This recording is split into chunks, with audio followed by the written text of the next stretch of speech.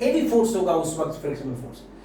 तो उस heavy force को हम लोग क्या बोलेंगे, जब चलने को हो उस वक्त जो हेवी फोर्स लगेगा, मतलब चलने को क्रिटिकली कि थोड़ा सा और आप फोर्स लगाएंगे ना तो वो चल पड़ेगा और उसके बाद फोर्स फ्रिक्शन घट जाएगा। तो जब बॉडी चलने को हो तो वैसे फोर्स को बोलते हैं लिमिटिंग फ्रिक्शनल फोर्स। तो आप ये देखिए कि सपोज कीजिए 0 से एफएल मैंने फोर्स लगाया, 1 मिनट,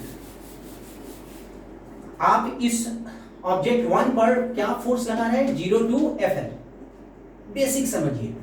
तो 0 टू एफएल जो आप फोर्स लगा रहे हैं, तो 0 टू एफएल के बीच में बहुत सारे नंबर्स हैं, ऑब्वियसली है भाई साहब, F1 है, F2 है, F3 है and so on, F infinity है।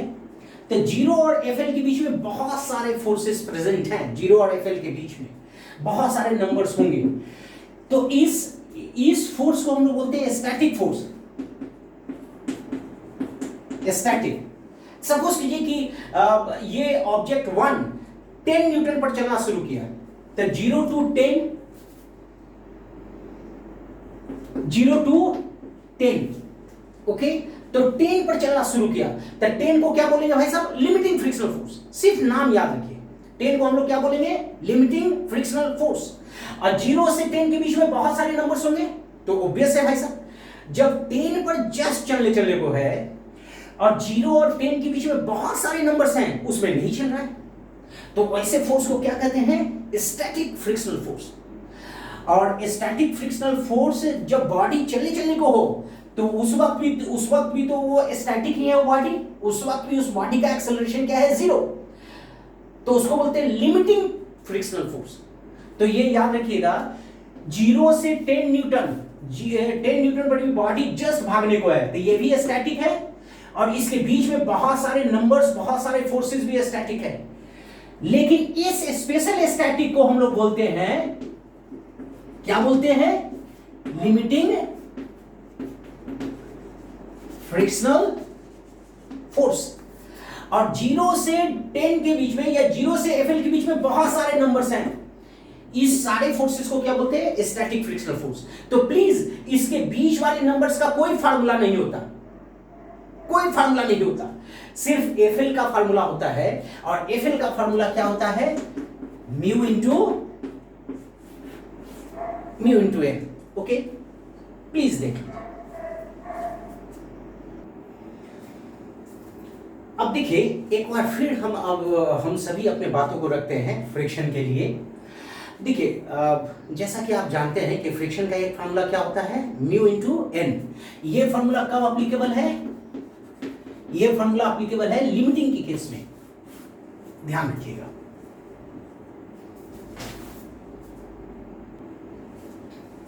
अब आप देखिए FL equal to mu L आया, ओके, ये मैक्सिमम फ्रिक्शनल फोर्स होगा।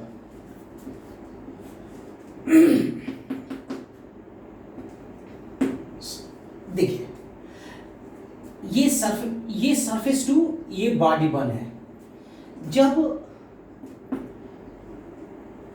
आप इस पर इस सरफेस के पैरेलल फोर्स देंगे एफएल,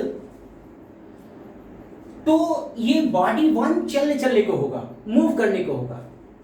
लेकिन इस हॉरिजॉन्टल फोर्स के कारण भी ये बॉडी मूव नहीं कर रही है, तो इस वक्त जो लगने वाला फ्रिक्शनल फोर्स होगा उसको मैक्सिमम फोर्स बोलेंगे, जिसका ये फार्मूला है, आप याद रख लेंगे, है ना, उसको क्या बोलेंगे, लिमिटिंग फ्रिक्शनल फोर्स। अब आप 0 से एफएल के बीच में जो भी फोर्स लगाएंगे उसका कोई फार्मूला नहीं होता है, वो आपका प्रैक्टिकल ऑब्जर्वेशन है। अब आप ये देखिए, जब ये 1 चल पड़ेगा, तो आप ये बताइए, जब 1 चल पड़ेगा तो होगा क्या भाई साहब,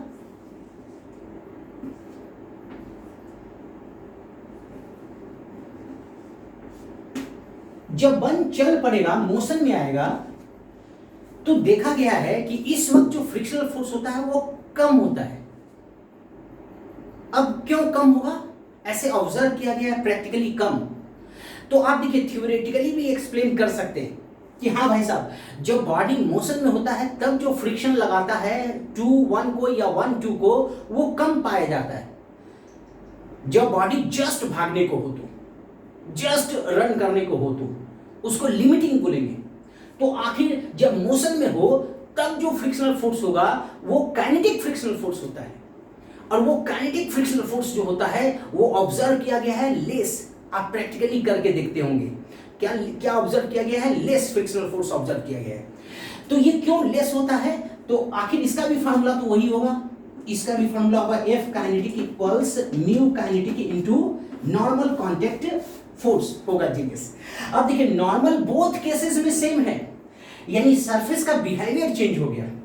जब बॉडी मोशन में था, जब बॉडी क्रिटिकली लिमिटिंग था, इन दोनों केस में, इस केस में म्यू बढ़ गया और इस केस में कॉमन सेंस है, इस केस में म्यू घट गया। क्यों घटेगा, 1 मिनट देखिए क्यों घटेगा। जब बॉडी जा रही है तो पूरी तरह से एंटेंगल है, फंसा हुआ है, तो इस वक्त म्यू ज्यादा होगा। लेकिन जब बॉडी रन करेगा तो पहले तो इसको तोड़ेगा, ब्रेक करेगा, या उतना ज्यादा प्रैक्टिकली उतना ज्यादा ट्रैप नहीं होता है। तो जब बॉडी जब मूव करेगा तो इसको पूरा फंसने का मौका नहीं मिलेगा, पूरा फंसने का मौका नहीं मिलेगा, एक दूसरे ऐसे ट्रैप होने का मौका नहीं मिलेगा जब बॉडी मोशन में हो तो। इसी कारण म्यू क्या होगा, कम। आप समझिए इसका मतलब क्या है कि kinetic frictional force, coefficient of kinetic friction, 1 minute. इसका मतलब ये है कि coefficient of kinetic friction less than coefficient of limiting friction, ऐसा होगा भाई साहब। आप इसको थोड़ा सा देख लीजिए, यानी कितने तरह के फोर्सेस स्लाइडिंग फ्रिक्शनल फोर्स होते हैं। स्लाइडिंग 2, स्टैटिक और काइनेटिक। स्टैटिक में स्पेशल केस का फॉर्मूला होता है, मैक्सिमम फ्रिक्शनल फोर्स का फॉर्मूला होता है, जिसको हम लोग क्या बोलते हैं, लिमिटिंग फ्रिक्शनल फोर्स। तो आप इसका फॉर्मूला लगा सकते हैं, आप काइनेटिक का लगा सकते हैं, लेकिन 0 से FL के बीच में बहुत सारे फोर्सेस जो होंगे उसका फॉर्मूला हम जनरेट नहीं कर सकते। प्लीज देख लीजिए।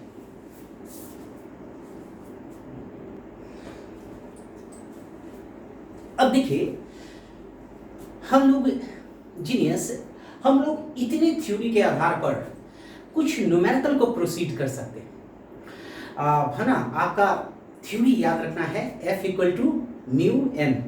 म्यू डायमेंशनलेस कांस्टेंट होता है क्योंकि F भी न्यूटन और n नॉर्मल कांटेक्ट फोर्स भी न्यूटन, तो ये डायमेंशनलेस कांटेक्ट होता है, डायमेंशनलेस कांस्टेंट होता है, कोएफिशिएंट ऑफ फ्रिक्शन म्यू, है ना। चलिए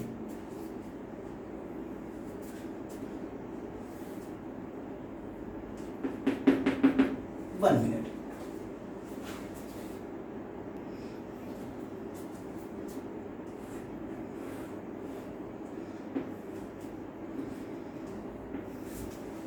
अब प्लीज इधर देखिए, ये 1 है और ये 2 है, ब्लॉक है, और ये वर्टिकल वॉल है, और मैं इस पर फोर्स लगा रहा हूं।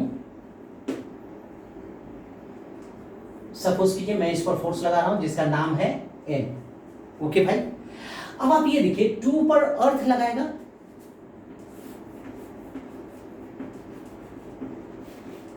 टू पर अर्थ कितना लगाएगा भैया, m है 2 का मास, और ये g क्या है 9.8 एक्सेलरेशन ड्यू टू ग्रेविटी। तो इस पर 2 पर कितना फोर्स डाउनवर्ड लगेगा, 2 पर डाउनवर्ड फोर्स लगेगा mg। तो इस पर कितना फोर्स लग रहा है आप ये बताइए। एक मैं लगा रहा हूं भैया n, ये z नहीं है n है। एक मिनट, इसको मैं ऐसे कर देता हूं, एक मैं दे रहा हूं भाई साहब, ओके, एक अर्थ दे रही है, और ये 2 वर्टिकल वॉल के अगेंस्ट में नहीं पेनिट्रेट कर रहा है, नहीं भाग रहा है। या इसका मतलब है कि सरफेस 1 भी सरफेस 2 को फोर्स देगा।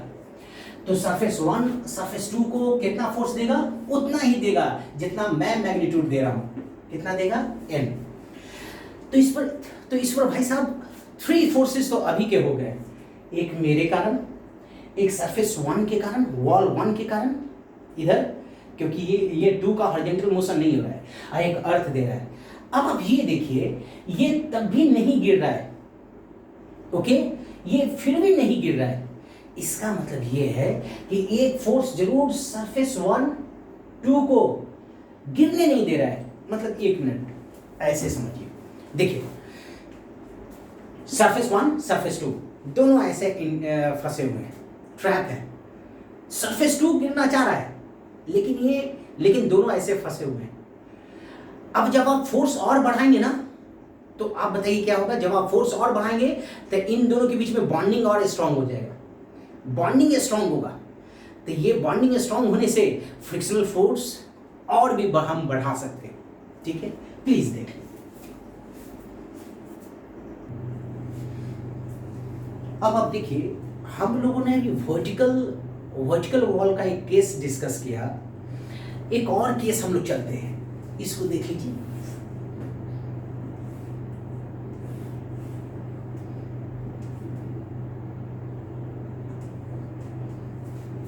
ये बॉडी जो है वो 2 नाम दिया मैंने, और जिस पर ये है उसको 1 नाम मैंने दे दिया। अब आप देखिए, हम लोग क्या जानना चाह रहे हैं यहाँ पर, है ना। आप इस 2 पर हॉरिजॉन्टल फोर्स लगाएंगे तो क्या होगा। देखिए दोनों फंसे हुए हैं, 1 और 2 ऐसे फंसे हुए हैं। ये किसका है भैया, ये 1 का रफनेस है और ये 2 का है, ऐसे फंसे हुए हैं। तो जब आप 2 पर फोर्स लगाएंगे बाहर से, या तो आप इसको कुछ वेलोसिटी स्पीड दे दीजिए या तो कुछ फोर्स लगा दीजिए। तो जब आप फोर्स लगाएंगे तो इन दोनों के बीच में रिलेटिव मोशन स्टार्ट होने को होगा। और आप जानते हैं कि फ्रिक्शनल फोर्स क्या करता है, रिलेटिव मोशन का अपोज करता है। मेरे हाथ में डस्टर है, देखिए डस्टर भाग रहा है, ये डस्टर की इनर्शिया तेजी से चेंज हो रही है ना। रेस्ट मोशन हो रहा है। मतलब हमारा हाथ और इसका रफनेस दोनों एक दूसरे को फोर्स लगा रहे हैं, फ्रिक्शनल फोर्स। अब आप ये देखिए अभी हमारा टारगेट है न्यूमेरिकल को अप्रोच करना। न्यूमेरिकल को अप्रोच करने के लिए एक छोटी सी थ्योरी है फ्रिक्शन की, जिसको हम लोग बोलते हैं भैया एंगल ऑफ फ्रिक्शन और एंगल ऑफ रिपोज, है ना। देखिए ये 1 है और ये 2 है। जब 1 के पैरेलल में जब आप फोर्स देंगे तो होगा क्या, ये आपस में ऐसे इंटर लिंक है ना। ये इन दोनों का बीच का सरफेस है, फेस है। अब आप ये बताइए, जब इस पर फोर्स लगाएंगे तो ये आगे जाना चाहेगा, तो ये न्यूटन थर्ड लॉ से इसको पीछे लगा देगा, और ये 2 मतलब 1 और 2 के बीच में Newton third means action reaction create होगा। उसी को क्या बोलते हैं, फ्रिक्शनल फोर्स बोलते हैं। तो देखिए यहां पर जानना क्या चाह रहे हैं भाई साहब कि 1 जो है वो 2 पर कितने सारे फोर्स लगाएंगे। तो फोर्स जरा बताइए। देखिए जब ये मूवमेंट करेगा या जब आप इस पर हॉरिजॉन्टल फोर्स लगाएंगे तो सरफेस 1 सरफेस 2 पर कितने फोर्सेस देंगे। तो एक तो फोर्स ये है कि ये नीचे नहीं गिर रहा है, तो एक फोर्स क्या देगा, नॉर्मल, एक फोर्स देगा नॉर्मल, और एक फोर्स 1 अपोज करेगा पीछे की ओर, तो इसको क्या बोलेंगे, फ्रिक्शनल फोर्स। अब आप ये देखिए, यानी सरफेस 1 सरफेस 2 पर एक फोर्स सरफेस के एलोंग देगा जिसको फ्रिक्शन बोलेंगे, एक सरफेस के परपेंडिकुलर देगा भाई। तो ये क्या लिखेंगे भाई साहब, यहां पर नेट रिजल्टेंट जो 1 2 को देगा वो ऐसे देगा, इसको आप नाम दे दीजिए कुछ, रिजल्टेंट। ओके, तो सरफेस 1 जिस पर ये पड़ा हुआ है, रखा हुआ है, सरफेस 2 को ऐसे देगा फोर्स।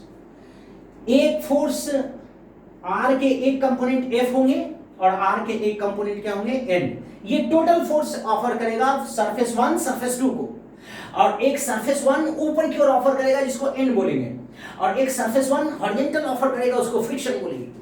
तो इस एंगल को एक नाम दे दिया जाता है, the angle between resultant force offered by the surface 1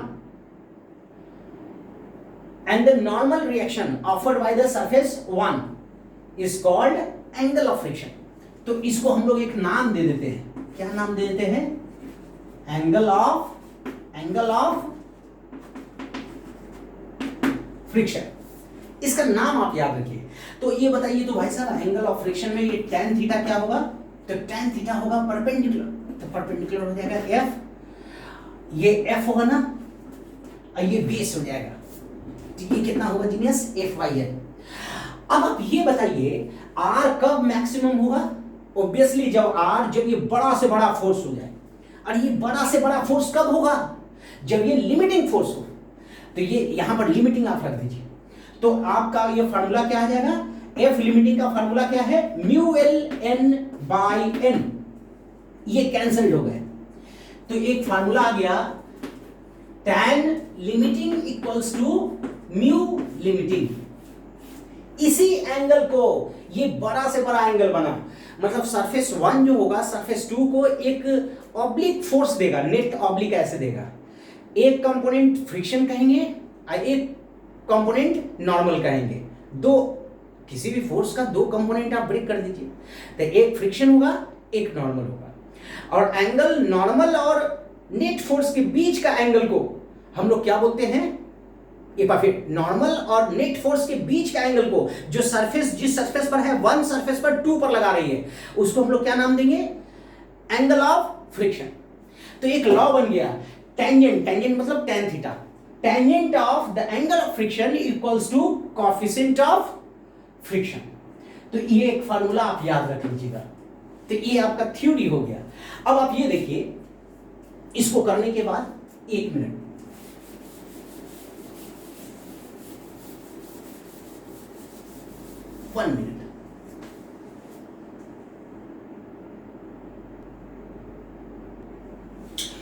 देखिए बीच में जो इंटरप्शन आता है वो बोर्ड को वाइप आउट करने के लिए थोड़ा सा बीच में इंटरप्शन आता है ना, लेकिन आप कॉन्सेप्ट को ध्यान रखिए, है ना, क्योंकि थोड़ा सा बोर्ड को क्लीन करने से ये interruptions, little bit interruptions class के ड्यूरेशन में आता है।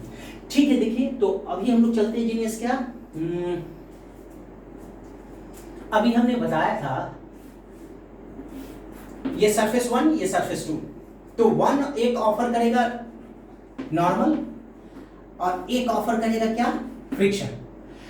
तो 1 एक्चुअल में कैसे ऑफर करेगा, ये नीचे का सरफेस होगा वो ऐसे ऑफर करेगा, ऐसे, जिसको हमने R नाम दिया था, और इसी को हमने क्या नाम दिया था, the angle between net force offered by the surface 1 to surface 2 and the normal contact force, obviously same surface offering n, तो इसी के बीच का angle, the angle between contact force and the contact force R। देखिए F भी contact है, N भी contact के कारण क्रिएट हुआ, द एंगल बिटवीन R क्या हो गया, R को क्या बोलेंगे, कांटेक्ट फोर्स, और N को क्या बोलेंगे, normal contact force. The angle between contact force and the normal contact force is called angle of friction. तो आपको फॉर्मूला आ गया है tan थीटा इक्वल्स म्यू, ये आप याद रख लीजिएगा, और बस इसको आप ध्यान दे दीजिए। और r की वैल्यू क्या होगी, तो r आप यूज कर लीजिए वेक्टर फार्मूला, दो फोर्स से मिलके बना है F और N के बीच में, तो क्या हो जाएगा r F square plus N square. अगर ये हॉरिजॉन्टल सरफेस पर है तो इन की जगह पर आप क्या रखेंगे, यस यंग माइंड, इन की जगह पर जीनियस रख दीजिए mg, ओके। तो आप इसको देख लीजिए, ओके प्लीज।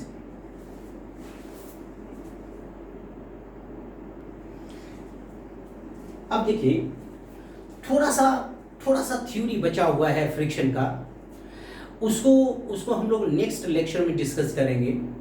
अभी हम लोग न्यूमेरिकल को चलते हैं, how to handle numericals based on sliding friction और friction, mechanical friction, friction created due to elevations, due to roughness, ये रफनेस के कारण जो क्रिएट हुआ फ्रिक्शन। ओके, तो चलते हैं न्यूमेरिकल्स पर।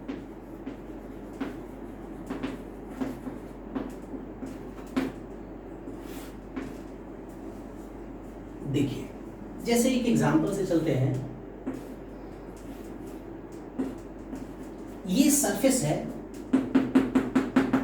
ये जिस पर ये बॉडी रखा हुआ है 1, उसको सरफेस 2 मैंने नाम दिया। ये 1 है भाई साहब। और सपोज कीजिए ये जो रफनेस है इन दोनों के बीच में, अभी हम लोग क्या चल रहे थे कि म्यू जो डिफाइंड होता है दोनों के रफनेस से मतलब रखता है म्यू, दोनों ऐसे फंसे हुए हैं, मतलब हल्का रफनेस होगा, इतना मैंने थोड़ा बताने के लिए कहा है आपको। तो इसका रफनेस आप ले लीजिए, जिसको आप कोएफिशिएंट ऑफ फ्रिक्शन मैं बोल रहा हूं, उसका वैल्यू आप ले लीजिए 1.6। ये डायमेंशनलेस क्वांटिटी होगा। ये सपोज कीजिए लिमिटिंग है, और 1 का मास ले लीजिए सपोज 1 kg, ब्लॉक 1 का या बॉडी 1 का। अब आप ये देखिए जी ले लीजिए 9.8, और सपोज कीजिए कि मैं सरफेस 2 के पैरेलल एक फोर्स लगा रहा हूं, एक्सटर्नल फोर्स इस पर 1 पर ऐसे, ये फोर्स सपोज कीजिए 2 न्यूटन है। सरफेस 2 के पैरेलल मैं फोर्स कितना दे रहा हूं, 2 न्यूटन। तो आप ये बताइए फ्रिक्शनल फोर्स कितना लगेगा, 1 और 2 के बीच में फ्रिक्शनल फोर्स कितना लगेगा, फर्स्ट क्वेश्चन। और 2 1 को कितना फोर्स टोटल लगाएगी, सेकंड क्वेश्चन। लेकिन ये बताइए भाई साहब, पहले मैं ये पूछता हूं कि 1 kg पर, जो कि 2 kg पर दो सरफेस नंबर 2 पर रखा हुआ जो 1 kg है, उस पर टोटल फोर्स कितना लगेगा। तो टोटल कितना, हाउ मेनी फोर्सेस। तो देखिए, एक तो मैं लगा रहा हूं भाई साहब 2 न्यूटन, एक अर्थ लगा रहा है भैया, एक ये 2 सरफेस लगा रहा है, और एक पीछे की ओर फ्रिक्शन लगा रहा है। यानी कितना फोर्स हो गया, 1 अर्थ, 2 नॉर्मल, 3 4। तो 1 पर 4 फोर्सेस लग रहे हैं टोटल। 2 कितने लगा रहे हैं 1 पर, 2 फोर्सेस, एक नॉर्मल एक फ्रिक्शन। तो भाई साहब ये बताइए 1 और 2 के बीच में स्लिपिंग लाने के लिए, मोशन लाने के लिए, स्लाइडिंग मोशन लाने के लिए, 1 और 2 के बीच में स्लाइडिंग मोशन लाने के लिए कितना फोर्स देना पड़ेगा। तो कितना फोर्स देना पड़ेगा जीनियस, तो उसको लिमिटिंग देख लीजिए। तो लिमिटिंग इक्वल टू क्या होता है जीनियस, म्यू इनटू एन। तो म्यू कितना है 1.6, और नॉर्मल कितना होगा भाई साहब, तो नीचे अर्थ mg लगाएगा, और ऊपर क्या होगा n इक्वल टू mg। क्यों भाई, क्योंकि 2 ना ही ऊपर जा रहा है ना ही अर्थ के कारण नीचे जा रहा है, यानी जितना 2 1 को ऊपर देगा उतना ही अर्थ डाउनवर्ड देगा। तो जीनियस n कितना होगा, m है 1 kg और g 9.8 आपको दे रखा है, एक्सेलरेशन ड्यू टू ग्रेविटी। तो आप ये देखिए म्यू इनटू n कर दीजिए, तो n तो आपने निकाल रखा ना 9.8। तो ये आप इसे सॉल्व कर लीजिए, 1.6 इंटू 9.8 न्यूटन।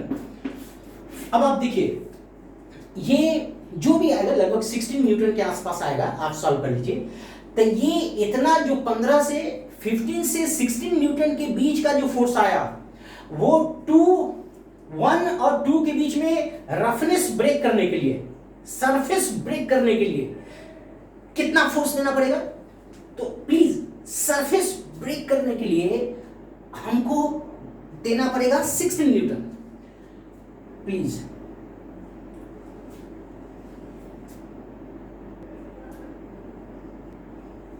अब देखिए सरफेस ब्रेक करने के लिए कितना न्यूटन का फोर्स होगा, 16 न्यूटन अप्रॉक्सीमेटली, 16 न्यूटन। मतलब 1 और 2 सरफेस ब्रेक करेगा, मतलब मोशन स्टार्ट होगा, ब्रेक करने के लिए कितना फोर्स चाहिए, 16 न्यूटन के आसपास।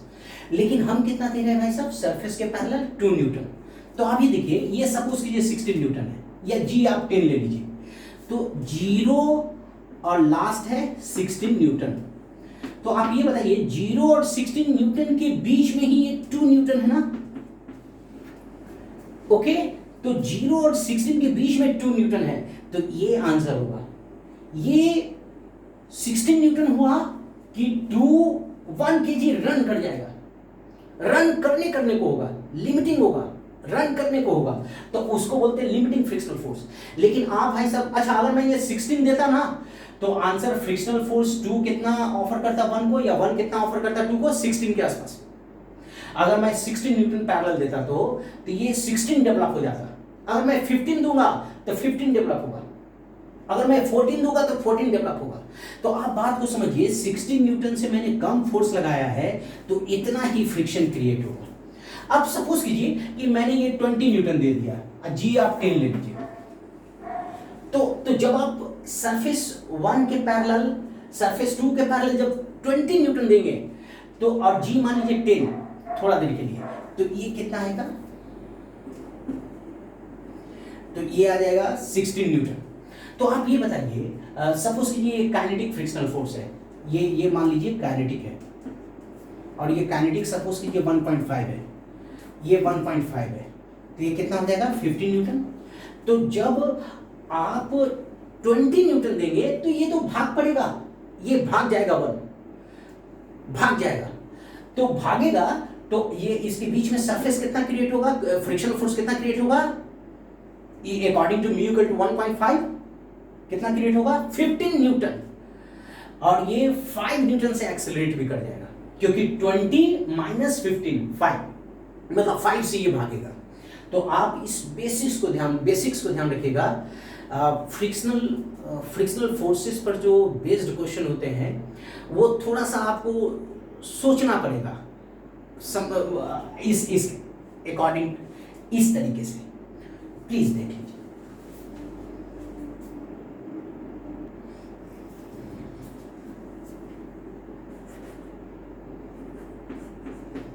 देखिए, इस फ्रिक्शन को समझने के लिए अभी हम एक न्यूमेरिकल पर चलते हैं। 1 मिनट।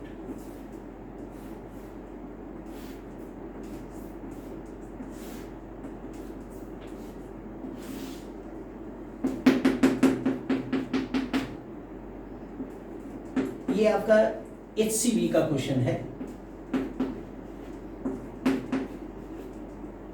इन दोनों के बीच में कोएफिशिएंट ऑफ फ्रिक्शन, या लूजली इसको रफनेस बोलिए, सपोज कीजिए कितना है?